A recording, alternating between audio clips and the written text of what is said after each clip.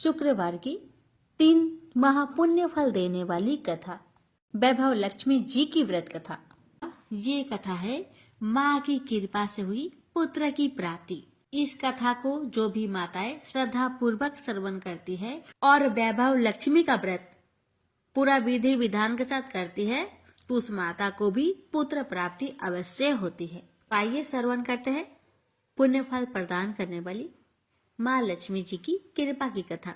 किसी गांव में एक सेठ रहा करते थे। उनका नाम था अमृतलाल।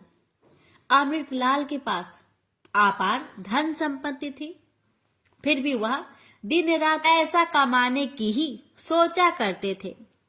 यह भाग्य की विडंबना थी कि शादी के 15 वर्ष बाद भी उनका कोई संतान नहीं था। यही कारण था कि खुशियां उनको काटने को दौड़ती थी। एक दिन जब सेठ अमृतलाल सायंकाल घर लौटे तो अपनी पत्नी को गहन चिंता में बिस्तर पर लेटे हुए पाया। उन्होंने पास जाकर पूछा, हे प्रिय, तुम्हारी यह उदासी किस कारण है? तुम्हारा सारा शरीर सोने से लदा है। कोठी, नौकर, चाकर, धन दौलत सभी कुछ तो है, फिर तुम्हारी उदासी का कारण समझ में नहीं आता मुझे। उनकी पत्नी लाजवंती ने कहा, हे स्वामी, ये सही है कि हमारे पास अतुल संपत्ति है, लेकिन यह है किसके लिए? अमृतलाल ने पूछा, तुम कहना क्या चाहती हो? लाजवंती ने कहा, जब हमारे संतान ही नहीं है तो यह धन दौलत बेकार ही तो है। अमृतलाल ने लाजवंती को दिलासा देते हुए कहा, तुम तो अच्छी तरह जानती ही हो कि संतान प्राप्ति के लिए हमने क्या कुछ नहीं किया। हालांकि हम दोनों की डॉक्टरी जांच में कोई दोष भी नहीं पाया गया। लगता है हमारे भाग्य में संतान सुख लिखा ही नहीं है। इस तरह दोनों पति पत्नी एक दूसरे के दुख को समझकर उदास हो गए। तभी एक नौकरानी दौड़ती हुई आई उनके पास और बोली, मालकिन, एक बहुत ही पहुंचे हुए महात्मा द्वार पर आए हैं। दोनों ने सोचा शायद संतों की कृपा से ही कोई उपाय हाथ लग जाए, और वे दोनों द्वार पर आ गए। महात्मा के चरण स्पर्श कर उन्हें विशेष कक्ष में लाकर उच्च आसन पर विराजमान किया और स्वयं धरती पर बैठ गए। दोनों ने उनकी बहुत सेवा की। सेवा से प्रसन्न होकर महात्मा ने कहा, मैं तुम लोगों की सेवा से बहुत प्रसन्न हुआ हूँ, जो चाहो वर मांग लो। वे दोनों हाथ जोड़कर विनीत भाव से बोले, महात्मन, वैसे तो हम सब तरह से सुखी हैं, लेकिन संतान सुख का अभाव हमें शूल समान चुभता है। यदि आप कोई उपाय बता सके तो बताइए।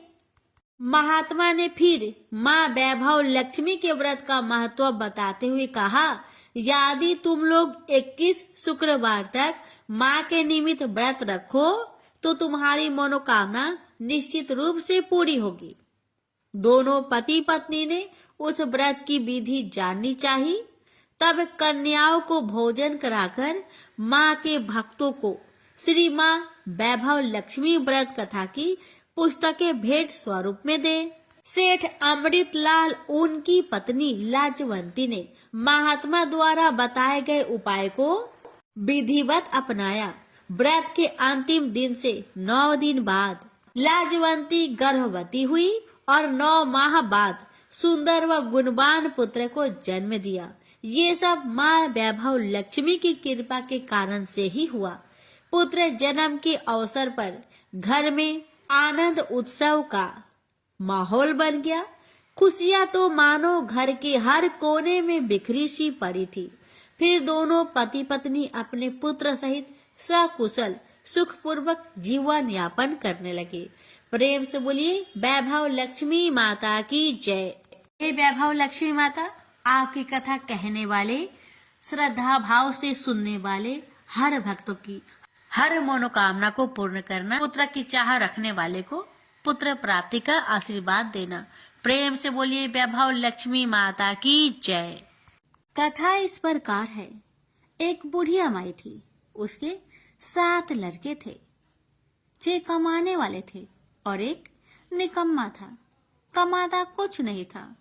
बुढ़िया माई अपने 6 बेटों के लिए भोजन बनाती थी और उनको भोजन कराती और उनसे जो कुछ जूठन बचती वह 7वें बेटे को देती थी। एक दिन 7वां बेटा अपनी पत्नी से बोला, देखो मेरी माँ को मुझ पर कितना प्रेम है। वह बोली, क्यों नहीं, सबका जो जूठा तुमको खिलाती है। वह बोला, ऐसा नहीं हो सकता, मैं जब तक अपनी आंखों से ना देख लूं, मैं मान नहीं सकता कि मेरी माँ मेरे साथ ऐसा कर सकती है। कुछ दिन बाद त्योहार आया। घर में 7 प्रकार के भोजन और चूरमे के लड्डू बने। अब सबसे छोटे लड़के ने यानी कि 7वें लड़के ने अपना सिर दुखने का बहाना बनाया और पतला चादर ओढ़कर रसोई घर में सो गया, ये देखने के लिए कि मेरी माँ मुझे जूठे भोजन देती है या फिर बनाई हुई ताजी भोजन देती है। लड़का झूठ मूठ का सोने के नाटक करके रसोई घर में सोया हुआ है। वह पतले चादर के अंदर से सब कुछ देख रहा था। तभी 6 भाई भोजन करने आए। उसने देखा माँ ने उनके लिए सुंदर आसन बिछाया, नाना प्रकार की रसोई परोसी और आग्रह करके उन्हें जिमाया और वह देखता रहा। तब 6 भाइयों ने भोजन करके उठा। तब माँ ने क्या किया कि उनकी बची हुई भोजन, जूठी भोजन थालियों में से इकट्ठा करके सभी लड्डुओं के टुकड़ों को उठाकर एक लड्डू बनाया और सभी जूठन को साफ करके बुढ़िया ने अपने सबसे छोटे लड़के को पुकारा, बेटा 6 भाई भोजन करके चले गए, अब तू ही बाकी है, उठ और खाना खा ले। तब वह बेटा कहने लगा, माँ मुझे आज भूख नहीं लगा है, मुझे भोजन नहीं करना, मैं अब जहाँ नहीं रहूंगा, मैं परदेश चला जाऊंगा। अपने बेटे की बातें सुन माँ ने कहा, बेटा तू कल जाना चाहता है ना, कल क्यों जाएगा, तुम आज ही चला जा। तब बेटा बोला, हाँ माँ मैं आज ही चला जा रहा हूँ। यह कहकर वह घर से निकल गया। चलते समय पत्नी की याद आई। वह गौशाला में उपले थाप रही थी। वहां जाकर वह बोला, हम जावे परदेश, आवेंगे कुछ काल, तुम रहियो संतोष से, धर्म अपनो पाल। पत्नी बोली, जाओ पिया आनंद से, हमरो सोच हटाए, राम भरोसे हम रहे, ईश्वर तुम्हें सहाय।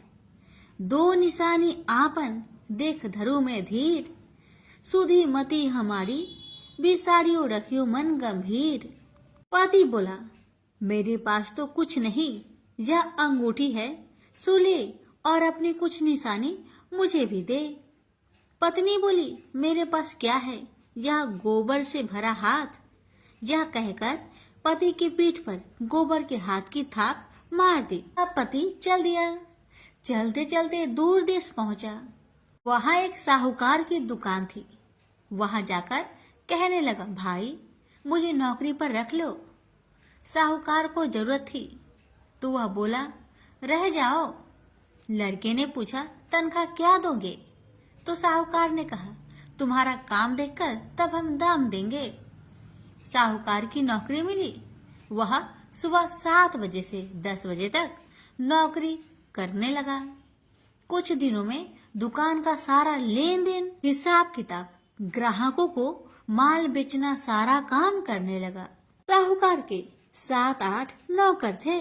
वे सब चक्कर खाने लगे। यह तो बहुत होशियार बन गया है। सेठ ने भी काम देखा और 3 महीने में ही उसे आधे मुनाफे का हिस्सेदार बना लिया। वह कुछ वर्ष में ही नामी सेठ बन गया और मालिक सारा कारोबार उस पर छोड़कर चला गया। इधर पति की अनुपस्थिति में उसकी पत्नी को सास ससुर दुख देने लगे। सारी गृहस्थी का काम करा के उसे लकड़ी लेने जंगल में भेजते हैं। इस बीच घर के आटे से जो भूसी निकलती उसकी रोटी बनाकर रख दी जाती और उसके साथ ही फूटे नारियल की नारेली में पानी।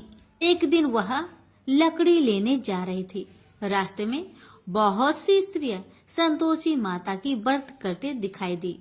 वह लड़की खड़ी होकर कथा सुनने लगी और पूछा, बहनों, तुम किस देवता की व्रत करती हो और उसके करने से क्या फल मिलता है?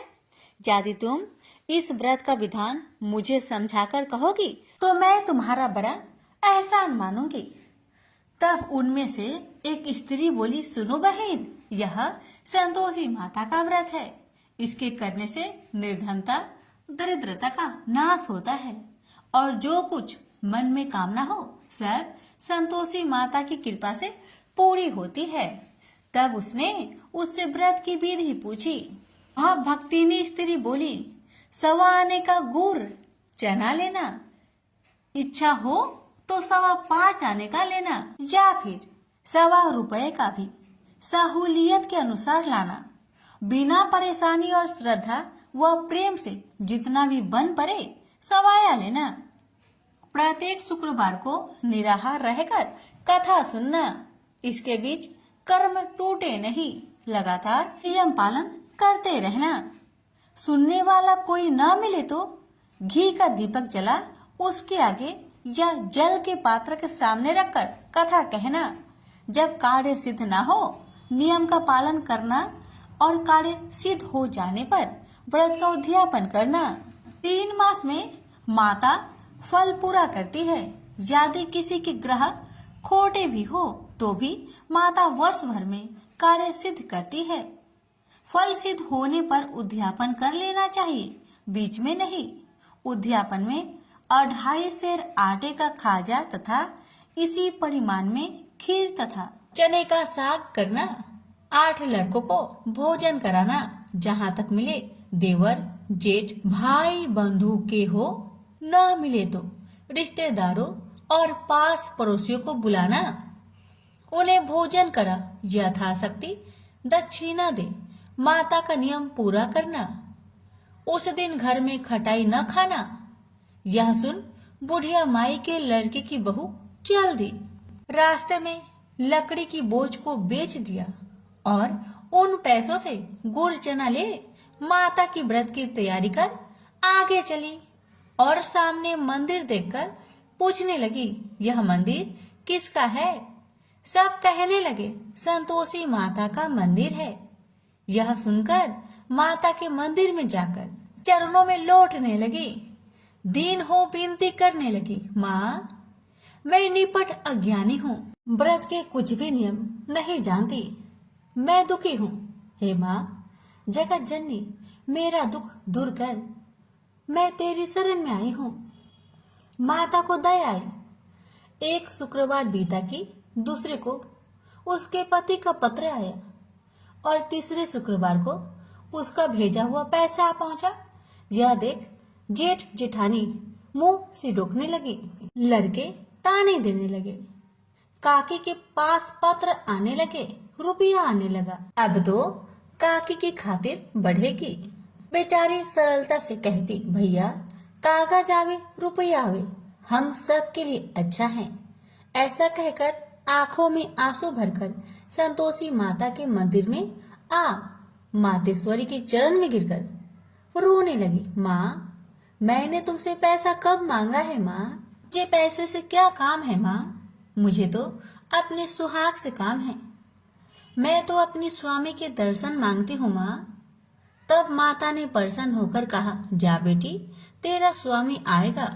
यह सुनकर खुशी से बावली होकर घर जा पहुंची, अपना काम काज करने लगी।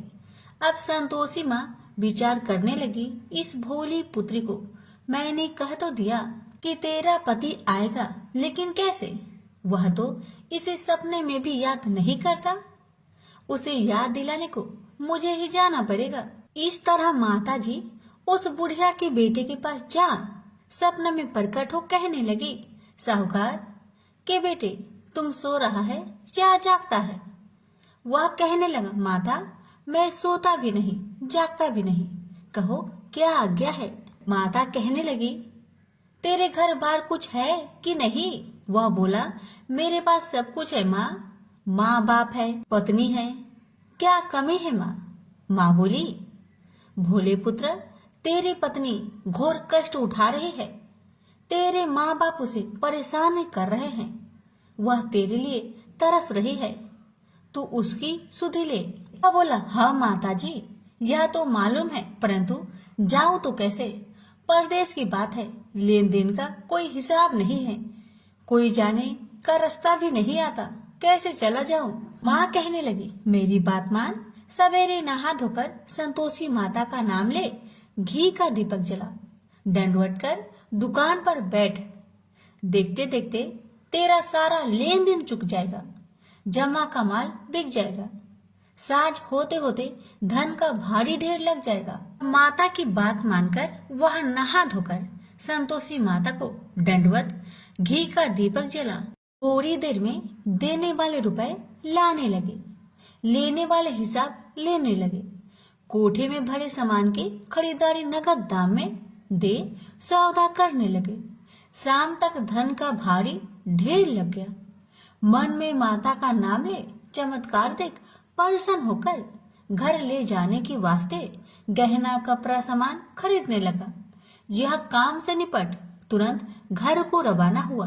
उधर उसकी पत्नी जंगल में लकड़ी लेने जाती है। लौटते वक्त माता जी के मंदिर में विश्राम करती है। वह तो उसके प्रतिदिन रुकने का जो स्थान ठहरा। धूल उड़ती देख वह माता से पूछती है, हे माता, यह धूल कैसे उड़ रही है? माता कहती है, हे पुत्री, तेरा पति आ रहा है, अब तू ऐसा कर, लकड़ियों के 3 बोझ बना ले, एक नदी के किनारे रख और दूसरा मेरे मंदिर पर, वह तीसरा अपने सिर पर। तेरे पति को लकड़ियों का गट्टर देख मोह पैदा होगा, वह यहाँ रुकेगा, नाश्ता पानी खाकर माँ से मिलने जाएगा, तब तू लकड़ियों का बोझ उठाकर जाना और चौक में गट्टर डालकर जोर से आवाज देकर कहना, लो सासू जी, लकड़ियों का गट्टर लो, भूसी की रोटी दो, नारियल की खोपरे में पानी दो, आज मेहमान कौन आया है? माता जी बहुत अच्छा कहकर वह प्रसन्न मन से लकड़ियों के 3 गट्टर बनाई, एक नदी के किनारे पर और एक माता जी के मंदिर पर रखा। इतने में मुसाफिर आ पहुंचा। सूखी लकड़ी देख उसकी इच्छा उत्पन्न हुई कि हम यहीं पर विश्राम करें और भोजन बनाकर खा पी कर गाँव जाए। इसी तरह रुककर भोजन बना, विश्राम करके गाँव को गया, सबसे प्रेम से मिला। उसी समय सिर पर लकड़ी का गट्टर लिए वह उतावली सी आती है, लकड़ियों का भारी बोझ आंगन में डालकर जोर से 3 आवाज देती है, लो सासू जी, लकड़ियों का गट्टर लो, भूसी की रोटी दो, आज मेहमान कौन आया है? यह सुनकर उसकी सास बाहर आकर अपने दिए हुए कष्टों को भुलाने हेतु कहती है, बहू ऐसा क्यों कहती है? तेरा मालिक ही तो आया है, आ बैठ, मीठा भात खा, भोजन कर, कपड़े पहन, गहने पहन। उसकी आवाज सुन उसका पति बाहर आता है, अंगूठी देख व्याकुल हो जाता है और माँ से पूछता है, माँ यह कौन है? माँ ने कहा, बेटा यह तेरी पत्नी है, जब से तू गया है तब से सारे गांव में भटकती फिरती है, घर का कामकाज कुछ नहीं करती, 4 पहर आकर खा जाती है। वह बोला, ठीक है माँ, मैंने इसे भी देखा और तुम्हें भी, अब दूसरे घर की ताली दो, मैं उसमें रहूंगा। माँ बोली, ठीक है, जैसी तेरी मर्जी। तब वह दूसरे मकान की 3री मंजिल का कमरा खोल सारा सामान जमाया। एक दिन में ही राजा के महल के जैसा ठाट बाट बन गया। अब क्या था, बहू सुख भोगने लगी। इतने में शुक्रवार आया। उसने पति से कहा, मुझे संतोषी माता का व्रत उद्यापन करना है। पति बोला, खुशी से कर लो। वह उद्यापन की तैयारी करने लगी। जेठानी के लड़कों को भोजन के लिए कहने गई। उन्होंने मंजूर किया, परंतु पीछे से जेठानी ने अपने बच्चों को सिखाया, देखो भोजन के समय खटाई मांगना, जिससे उसका उद्यापन पूरा ना हो। अब तो बच्चे जिमने आए, खीर खाना पेट भर के खाए, परंतु बाद में खाते ही कहने लगे, हमें खटाई दो, खीर खाना हमको नहीं भाता। देखकर अरुचि होती है। वह कहने लगी, भाई खटाई किसी को नहीं दी जाएगी, यह माँ संतोषी का प्रसाद है, लड़के उठ खड़े हुए, बोले, पैसे लाओ। भोली बहू कुछ जानती नहीं थी, वह उन बालकों को पैसे दे दिए। लड़के उसी समय हट करके इमली खटाई ले खाने लगे। यह देखकर बहू पर माताजी ने कोप किया। राजा के दूत उसके पति को पकड़कर ले गए। जेठ जेठानी मन माने वचन कहने लगे, लूट लूट कर धन इकट्ठा कर लाया है, अब सब मालूम पड़ जाएगा जब जेल की मार खाएगा। बहू से यह सहन नहीं हुआ। रोती हुई बहू माताजी के मंदिर गई, कहने लगी, हे माता, तुमने क्या किया? हंसाकर अब भक्तों को रुलाने लगी। माता बोली, बेटी, तूने उद्यापन करके मेरा व्रत भंग किया है। वह कहने लगी, माता, मैंने कुछ अपराध किया है क्या? मैंने तो भूल से लड़कों को पैसे दे दिए थे, मुझे क्षमा करो, मैं फिर तुम्हारा उद्यापन करूंगी। माँ बोली, अब भूल मत करना। अब कहती है, अब भूल नहीं होगी, अब बतलाओ वो कैसे आएंगे? माँ बोली, जा पुत्री, तेरा पति तुझे रास्ते में आता मिलेगा। वह निकली, राह में पति आता मिला। वही पूछी, कहाँ गए थे? वह कहने लगा, इतना धन जो जमाया है उसका टैक्स राजा ने मांगा था, वह भरने गया था। वह प्रसन्न हो बोली, भला हुआ, अब घर को चलो। कुछ दिन बाद फिर शुक्रवार आया। फिर वह बोली, मुझे माता का उद्यापन करना है। पति ने कहा, करो पत्नी। फिर जेठ के लड़कों को भोजन को कहने गई। ठानी ने एक दो बातें सुनाई, सब लड़कों को सिखाने लगी, तुम सब लोग पहले ही खटाई मांगना। लड़के भोजन से पहले कहने लगे, हमें खीर नहीं खाना, हमारा जी बिगड़ता है, कुछ खटाई खाने को दो। वह बोली, खटाई किसी को नहीं मिलेगा, आना हो तो आओ। वह ब्राह्मण के लड़के को लाकर भोजन कराने लगी। यथाशक्ति दक्षिणा की जगह एक एक फल उन्हें दिया। संतोषी माता प्रसन्न हुई।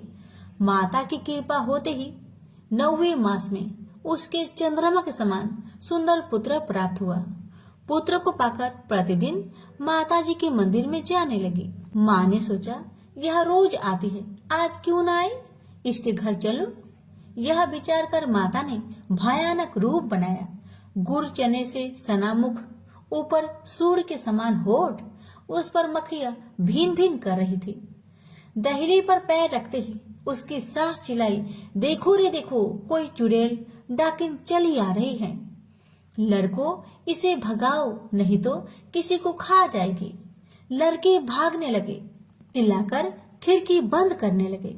बहू रोशन दान में देख रही थी, प्रसन्नता से पगली बन चिल्लाने लगी, आज मेरी माँ मेरे घर आई है, आज मेरी माता मेरे घर आई है। वह बच्चों को दूध पीने से हटाती थी। इतने में सास का क्रोध फट पड़ा। वह बोली, क्यों उतावली हुई है, बच्चे को पटक दिया।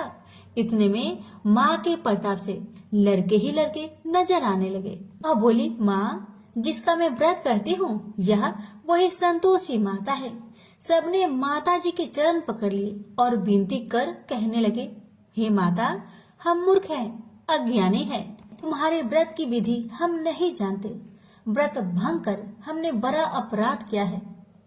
जग माता, आप हमारा अपराध क्षमा करो। इस प्रकार माता प्रसन्न हुई। बहू को प्रसन्न हो जैसा फल दिया, वैसा माता सबको दे। जो पढ़े उसका मनोरथ पूर्ण हो, जो सुने उसका भी मनोरथ पूर्ण हो। प्रेम से बोलिए संतोषी माता की जय। शुक्र भगवान की व्रत कथा। शुक्र पूजा कुंडली में अशुभ शुक्र के प्रभाव को कम करने में सहायता करता है।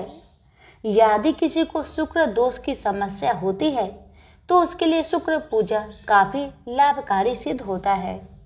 शुक्र पूजा से विवाहित जीवन में आ रही दिक्कतें भी दूर हो जाती है।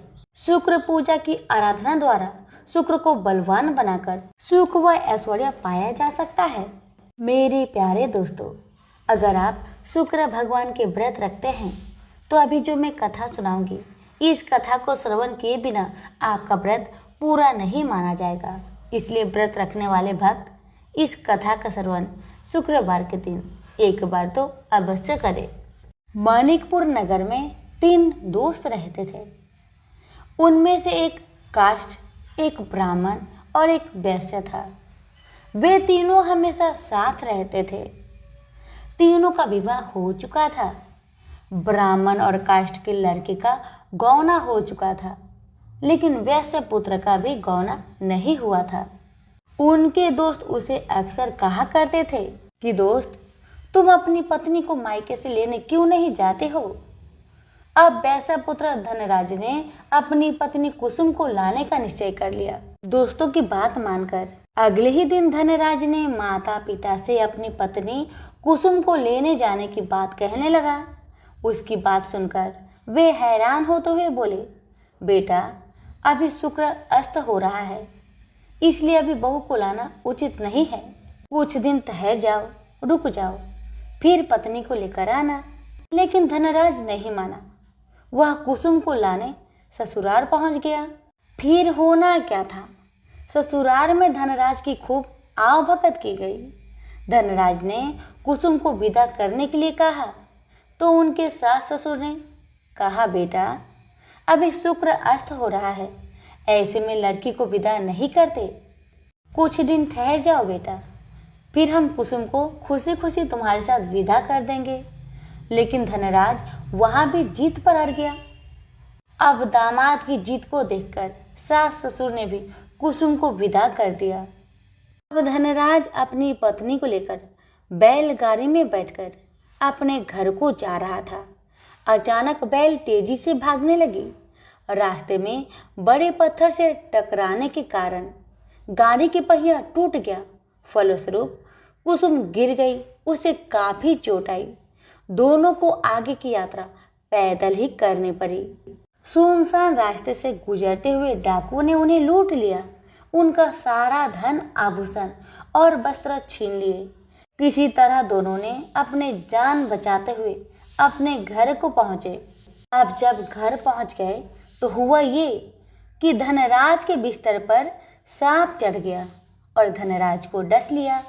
सेठ जी ने बड़े बड़े चिकित्सक बुलवाए, मगर कोई भी चिकित्सक जहर उतारने में सफल नहीं हुआ। दूर दूर से सपेरे बुलाए गए, लेकिन कोई भी धनराज को बचा नहीं सका। धनराज की मृत्यु हो गई। उसी समय पंडितों ने सेठ जी को एक बात बताई कि आपके बेटे ने शुक्रास्त होने पर बहू को विदा करा लाने का भूल किया है। यदि आप शुक्रवार की पूजा अर्चना करें और बहू शुक्रवार का व्रत करे तथा कथा सुनकर प्रसाद ग्रहण करे तो शुक्र देवता की अनुकंपा से धनराज पुनः जीवित हो सकता है। सेठ जी ने पंडितों की बात मानकर अपने मृत बेटे और बहू को वापस उसके ससुराल भेज दिया। कुसुम ने अपने घर में पहुंचकर अपने माता पिता को सारी कहानी बताई तो माता पिता ने कहा, बेटा, तुम चिंता मत करो, तुम शुक्रवार का व्रत श्रद्धा भक्ति के साथ करो, तुम्हारा पति जरूर ठीक होगा, भगवान पर भरोसा रखो। कुसुम ने अपने पति के लिए शुक्रवार का व्रत और पूजा पाठ किया। उनसे अपने पति की गलती के लिए क्षमा याचना मांगी। फलस्वरूप धनराज जीवित हो उठा। धनराज के जीवित हो जाने से घर में खुशियां ही खुशियां भर गई। तभी शुक्रदेव के जय जयकार करने लगे। उधर धनराज के माता पिता ने जब बेटे का जीवित होने का समाचार सुना तो उन्होंने भी शुक्रवार का व्रत किया और गरीबों को अन्न, वस्त्र और धन का दान किया। शुक्र उदय होने पर धनराज अपनी पत्नी कुसुम के साथ घर लौट आया। दोनों पति पत्नी शुक्रवार का अब विधिवत व्रत करने लगे। शुक्र भगवान की कृपा से उनके घर में धन्य धान्य की वर्षा होने लगी। उनके सभी कष्ट दूर होते चले गए। परिवार में सभी आनंद पूर्वक रहने लगे। जो भी भक्त श्रद्धा पूर्वक शुक्र देव की व्रत करते हैं, इनकी कथा का प्रेम पूर्वक श्रवण करते हैं, उनकी सभी कष्ट दूर हो जाती है और उनके घर में अन्न धन के भंडार भर जाते हैं। तो सभी प्रेम से बोलिए शुक्र देव की जय।